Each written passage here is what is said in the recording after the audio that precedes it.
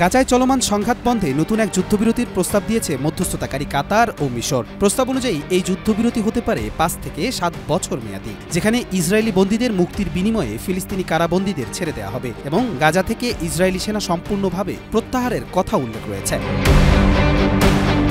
বিবিসির এক প্রতিবেদনে জানানো হয়, যুদ্ধবিরতি আলোচনার সঙ্গে জড়িত এক সিনিয়র ফিলিস্তিনি কর্মকর্তা এসব তথ্য দিয়েছেন। প্রস্তাবটির মূল লক্ষ্য হচ্ছে যুদ্ধের আনুষ্ঠানিক সমাপ্তি টেনে একটি স্থায়ী শান্তিপথে পৌঁছানো।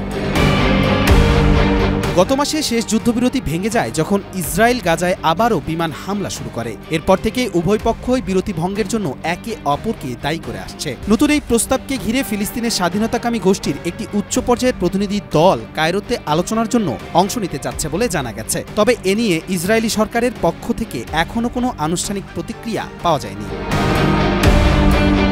বিশ্লেষকরা বলছেন, দীর্ঘমেয়াদী এই যুদ্ধবিরতির পরিকল্পনা বাস্তবায়িত হলে তা শুধু গাজায় শান্তি ফেরাবে না, বরং গোটা মধ্যপ্রাচ্যে স্থিতিশীলতার আশা জাগাবে।